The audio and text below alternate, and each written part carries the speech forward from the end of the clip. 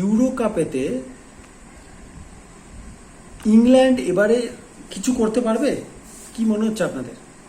প্রথমে ভেবেছিলাম একটু কয়েকদিন গ্যাপ থাক, একদম ডাইরেক্ট ইউরো কাপের আগে, জাস্ট কিছুদিন আগে, কারণ এখন ইন্টারন্যাশনাল ফ্রেন্ডলি চলছে। আর ইন্টারন্যাশনাল ফ্রেন্ডলি দেখে আপনি এটা ডিসাইড করতে পারবেন না যে কে ভালো খেলবে, কি ইউরো কাপে কার কিরকম রেজাল্ট হবে, সেটা ডিসাইড করা খুব ডিফিকাল্ট। ঠিক আছে, তো হ্যাঁ, যে জিনিসটা আমি বলছি কি, কি মনে হয় মানে আইসল্যান্ডের কাছে হেরে গেছে ইংল্যান্ড, আইসল্যান্ডের কাছে হেরে গেছে, যদি ওটা নতুন কিছু না, এর আগে তো ইউরো কাপেই হেরেছিল 2012-তে, আই থিঙ্ক 12 না 16 এরকম কিছু একটা, যাই।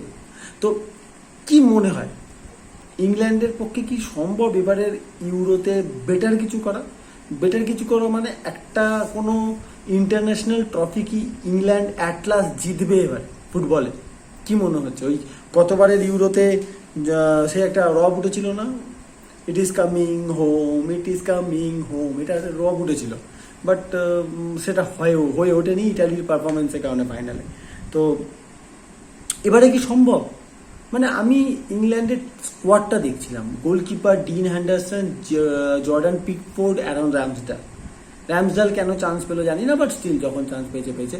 ডিফেন্ডারের মধ্যে ব্রাইটন থেকে লিস ডাঙ্ক, লিভারপুলের জো গোমেজ, ক্রিস্টাল প্যালেসের মার্গুই, অ্যাস্টন ভিলার কনজা, ম্যানচেস্টার ইউনাইটেড থেকে লুক শ,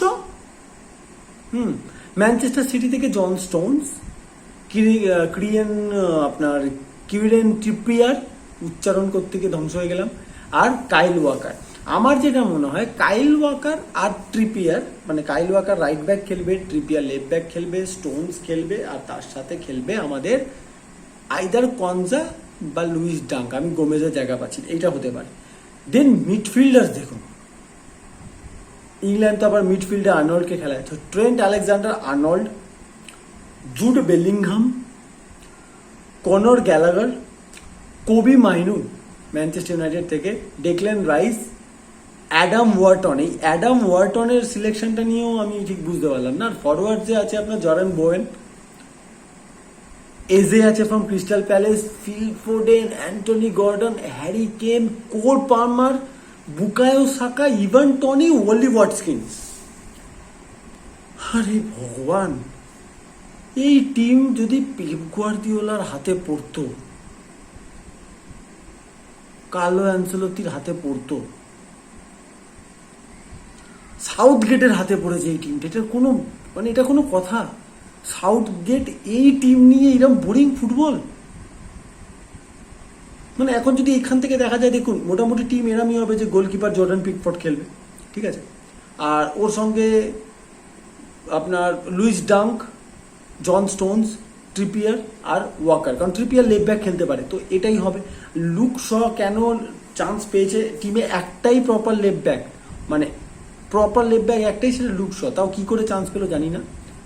আর্নল্ডকে তো মিডফিল্ডে খেলায়, তো সেখানে হয়তো জুড বেলিংহাম, ডেকল্যান রাইস আর ট্রেন্ট আলেকজান্ডার আর্নল্ডের মিডফিল্ড হবে। কোবি মাইনু চান্স পাবে না, কোনর গ্যালাগারও চান্স পাবে না ফার্স্ট 11-এ। তো আর ফরওয়ার্ডে obvious it is going to be Harry Kane. আমি কি হ্যারি কেনের নাম বলতে ভুলে গেছিলাম? মনে হয় আমি হ্যারি কেনের নাম বলতে ভুলে গেছিলাম। Okay, it is going to be Harry Kane, Bukayo Saka, Phil Foden, Cole পামারের জায়গা হবে না, অ্যান্টনি গর্ডন বেঞ্চে থাকবে, ইভান টনি, অলি ওয়াটকিন্স পর্যন্ত বেঞ্চে থাকবে। মানে এত অপশনস, তার বাইরে ম্যাডিসনকে ছেটে দেওয়া হয়েছে, তার বাইরে র্যাশফোর্ড তো চান্সই পায়নি, নো স্যানচো। এই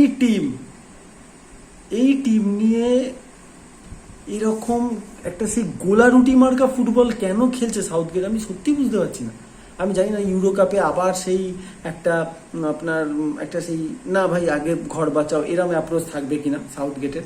আর এরপর যদি সাউথ গেট কোনো বাজে রেজাল্ট করে আর তারপর যদি ইউনাইটেডের সাথে লিঙ্ক হয়, আর আবার ভালো রেজাল্ট করলে ইউনাইটেডের সাথে লিঙ্ক, মানে আমরা ম্যানচেস্টার ইউনাইটেড সাপোর্টাররা না চিন্তা করছি, মানে আমরা এত দুশ্চিন্তার মধ্যে আছি, যদি খারাপ রেজাল্ট হয় তাতেও ভয়, তাড়াতাড়ি লিঙ্ক হয়ে যাবে, আগে খবর পাবো। আর যদি ভালো রেজাল্ট হয় তাহলে তো লিঙ্ক হবেই হবে সাউথ গেটের সাথে ইউনাইটেডের ইউরোকে, যদি ইউরো চ্যাম্পিয়ন করিয়ে দেয়, ভাবতেও ভয় লাগছে। গ্যারেথ সাউথগেট এই স্কোয়াড নিয়ে যদি এবারে ইউরোতে মিনিমাম ফাইনাল অবধি না যেতে পারে তাহলে কবে যাবে?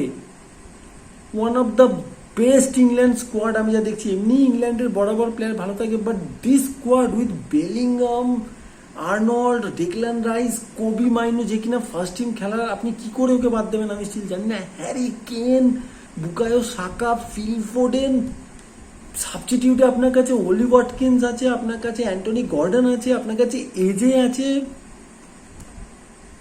বাপরে বাপরে বাপ, সত্যি কথা।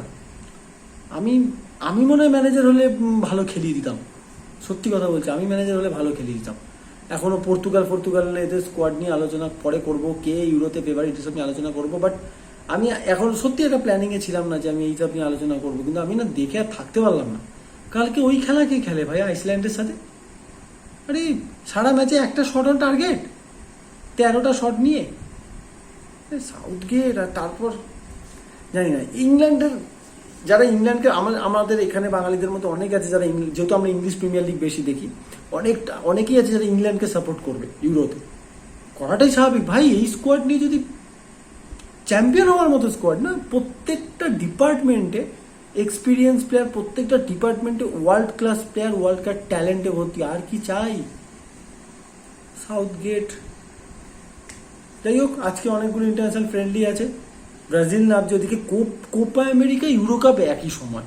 রাত জেগে ইউরো দেখবো তো ভোরবেলা উঠে কোপা দেখবো, কাজকর্ম কখন করবো? বাড়ি থেকে ত্যায্যপুত্র করে দেবে এরপর। আমাদের ফুটবল ফ্যানদের অবস্থা খুব খারাপ, খুব খারাপ। যাই হোক, চলুন পরের ভিডিওতে দেখা হচ্ছে। আপাতত এডিট করে ভিডিওটা পোস্ট করি। Bye guys.